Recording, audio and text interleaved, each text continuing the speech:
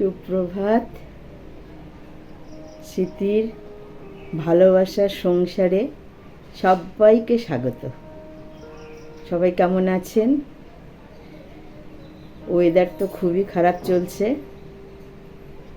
আমরা সবাই মোটামুটি ভালোই আছি। ঠাকুরের কাছে প্রার্থনা করি আপনারা সবাই ভালো থাকুন। আর এই দেখুন নাতনি সকালবেলা থেকে কোলে, আজকে রান্না চাপিয়েছি ঠিক কথায়, কিন্তু সেই দিকে যেতে পারিনি।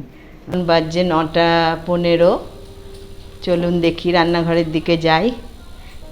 আজকে খুব খিচিবিচি। আজকে আমার কাজের মেয়েটা আসতে পারেনি জানেন, সব কাজকর্ম করে ঠিক গুছিয়ে উঠতে পারিনি এখনও। এই দেখুন বাজারে নিয়ে এসেছে, কি এনেছে জানি না, দেখি। এই দেখুন আজকে বাজারে এনেছে রুই কাটা আর লোটে মাছ আনতে বলেছিলাম। এই দেখুন আমাদের এখানে না লোটে মাছটা অনেকটাই বরফ দিয়ে আসে, তো মানে রান্না চাপাই যখন, তখন এত জল বেরিয়ে যায় যে কি বলবো। এই লোটে মাছ নিয়েও আবার একটা গল্প আছে জানেন তো। আর এই দেখুন আমাদের পোষ্যদের মাংস আর সবজি অনেকগুলোই আছে। সবজিটা আনতে বারণই করেছিলাম, তবু এনেছে কিছু কিছু। এই যে আম এনেছে, দেখি ঢালি।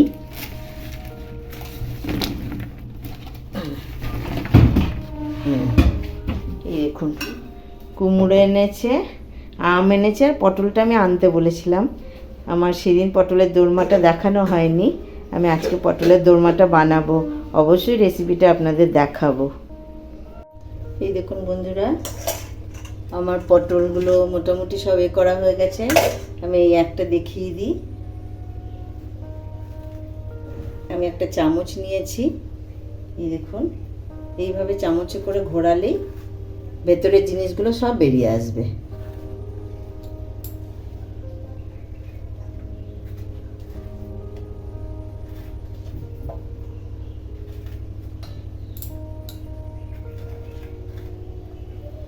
এই দেখুন এইভাবে ভেতরটা সব বার করে নিতে হবে। এই দেখুন একটা কাঁটা চামচে করে যদি এইভাবে গেথে গেথে দেন না ফুটো ফুটো করে, তাহলে মুখটা না বন্ধ করলেও চলে। যারা শর্টে করব মনে করবেন মুখটা বন্ধ করতে হবে না, এইভাবে কাঁটা চামচে করে একটু গাগুলো ফুটো ফুটো করে দেবেন, তাহলেই দেখবেন মুখটা দিয়ে আর বেরিয়ে আসছে না মশলাটা।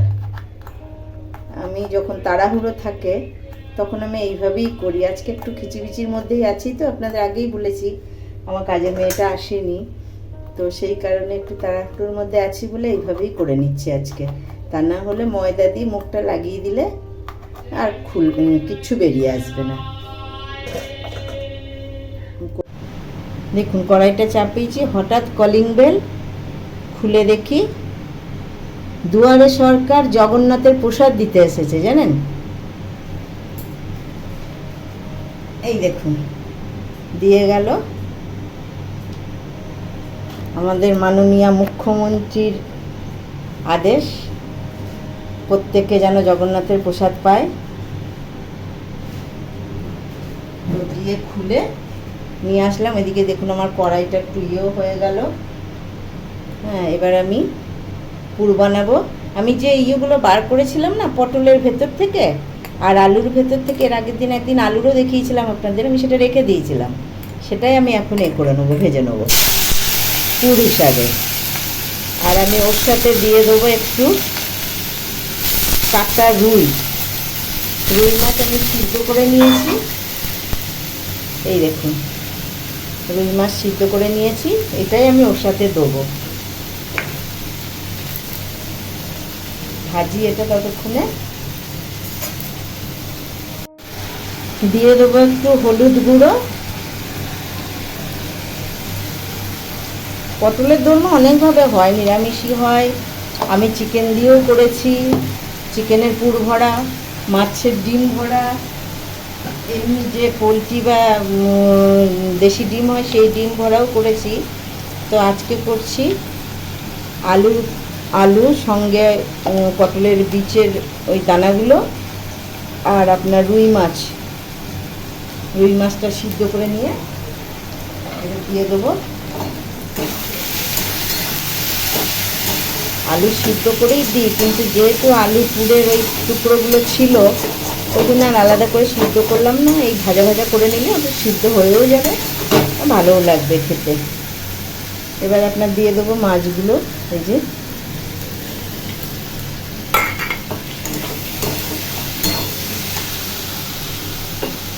একটু নুন দিয়ে দেবো,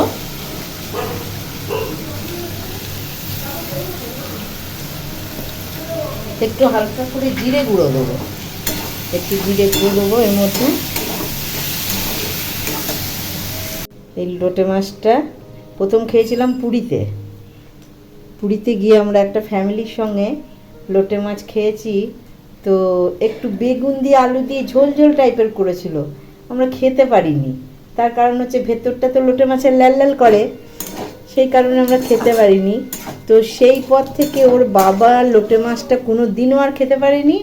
হ্যাঁ, আমার হাজব্যান্ড আর আমরা তবুও খাই, ঝুড়োটাই বেশি পছন্দ করি। আমার বৌমা আবার এই আলু দিয়ে পেঁয়াজ দিয়ে বেগুন দিয়ে চচ্চড়ি টাইপের করলে ওটা ভালোবাসে, কিন্তু সেটা আমরা লোটে মাছটাকে আগে আমরা ফ্রাই করে নিই, বেসন এটা ওটা মশলা দিয়ে চুবিয়ে ফ্রাই করে নিয়ে তারপরে আমরা লোটে মাছটা আমি রান্না করি ওইভাবে। মানে সরাসরি দিলে আমাদের এখানে যেহেতু বরফ দেওয়া আসে তো অনেকটা দূর থেকে আসে, সেই কারণে দেওয়ার সঙ্গে সঙ্গে কেমন একটা ঝরঝরে মানে গুঁড়ো গুঁড়ো টাইপের হয়ে যায়, জল বেরিয়ে যায়। ওই কারণে লোটে মাছ করলে ওইভাবে করি, আর ঝুড়ো করি খুব কমই করি। তো দেখুন পটলের পুরগুলো ভরে নিই। এই দেখুন বন্ধুরা, আমার পোষ্যদের ভাত চাপিয়ে দিয়েছি। এটা ওদের ভাত হচ্ছে। ওদের ভাতটা না হলে ইয়ের কুকারের ভাত ঠান্ডা হতে অনেক দেরি হয়, সেই কারণে এই সকালে প্রথমে ওদের ভাতটাই চাপিয়ে দিই। এখন আমাদের ভাত হয়নি, ওদের ভাতটা হোক ততক্ষণে চলুন আমি আপনাদেরকে আমার পুর ভরাটা দেখাই। এই যে নিয়ে যাচ্ছি পটলগুলো, যাই একটু বাইরে, এই ডাইনিং টেবিলে বসে বসে করব। এই দেখুন আমি পুরটা ঠান্ডা হতে দিয়ে গেছি, পুরটা এবার আস্তে আস্তে ভরে নেব।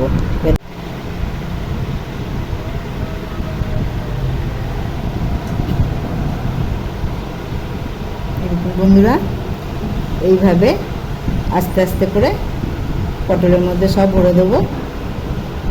ভরে দিয়ে তারপরে আমি মশলা দিয়ে ভাজবো।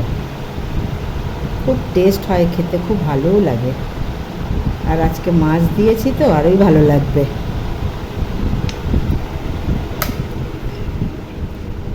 এই ফ্যানটা হাই স্পিডের ফ্যান, এত আওয়াজ যে কি বলবো। ওদিকে আমার সোনামা ঘুমিয়ে গেছে। আবার সকালবেলা একটু ওয়েদারটা খারাপ ছিল, এখন আবার খুব রোদ উঠেছে, সেই গরমও শুরু হয়েছে। আমি এইভাবে করে সব পটলগুলো ভরে নিই, তারপরে আবার রান্নার সময় দেখাচ্ছি। চলে এলাম রান্নাঘরে, কড়াইটা চাপিয়ে দিয়েছি, দিয়ে দেবো একটু তেল। কড়াইটা আমি সাদা তেলে পুরটা করেছি তো কড়াইটা একটু পুরো পুড়ে গেছে, কড়াইটা অনেক দিন হয়ে গেল, পাতলা হয়ে গেছে।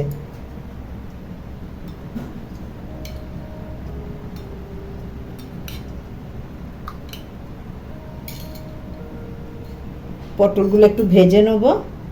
এই দেখুন বন্ধুরা, কড়াইটা গরম হয়ে গেছে, পটলগুলো ছেড়ে দেবো।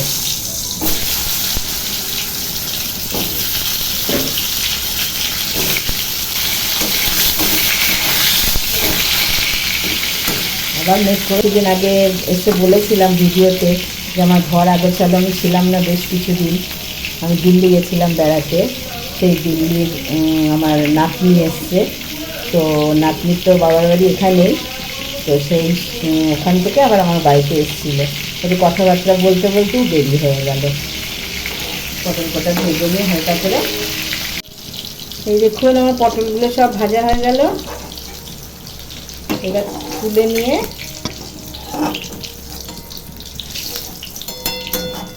এই দেখুন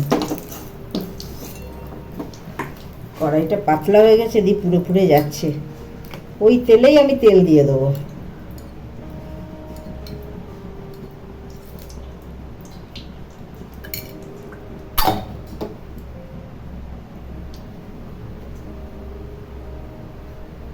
এই দেখুন পেস্ট আমি করে রেখেছিলাম, আদা পেঁয়াজ রসুন হলুদ গুঁড়ো লঙ্কা গুঁড়ো জিরে ধনে বাটা আর নুন দিয়ে দেবো।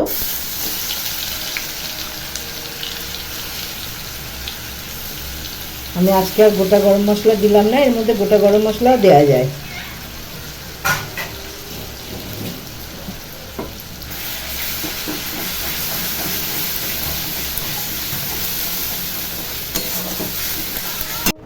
এই দেখুন আমি তো বলেছি আমি হওয়া তরকারিতে সবসময় গরম জল দিই, একটু মাইক্রো ওভেনে জলটা গরম করে নিই।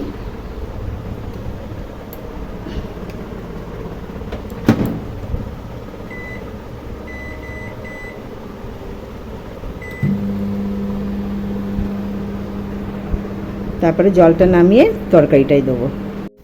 এই দেখুন জলটা গরম হয়ে গেছে, অল্প দেবো, এটা যেহেতু দোরমা তো একটু গা মাখা মাখা করার জন্য অল্প একটু দেবো।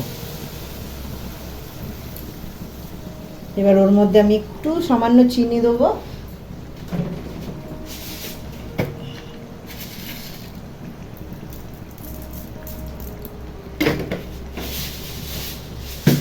একটু গরম মশলা দেবো। এই দেখুন গরম মশলা একটু নিয়ে এসেছি, অল্প করে দেবো, কেননা আমি যখন পুরটা তৈরি করি তখনও একটু গরম মশলা দিয়েছিলাম। এবার একটু ফুটুক, ফুটলে পটলগুলো দিয়ে দেবো। এই দেখুন ঝোলটা অনেকটা হয়ে গেছে, এবার আমি পটলগুলো দিয়ে দেবো।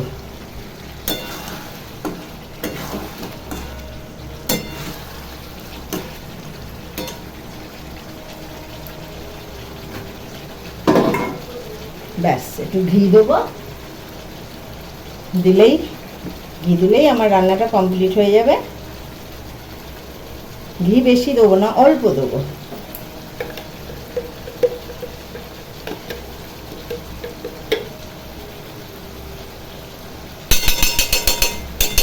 ঘিটা জমে গেছে।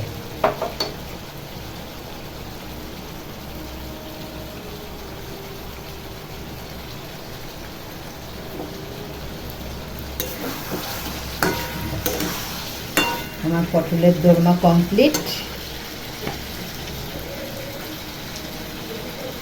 দেখুন দেখতে তো খুব সুন্দর হয়েছে, খেয়েও বলবো খেতেও ভালো হবে। আমি এর আগে অনেকবার করেছি। তারপরে লোটে মাছটা দেখাচ্ছি। এই দেখুন বন্ধুরা কড়া চাপিয়ে দিয়েছি, এই যে লোটে মাছটা আমি মেখে নিয়েছি এইভাবে। এটা বেসন আছে, একটু কর্নফ্লাওয়ার আছে, আর আপনার নুন হলুদ লঙ্কা গুঁড়ো সব দিয়ে ভালো করে মাখিয়ে নিয়েছি। এইভাবেই ভাজবো।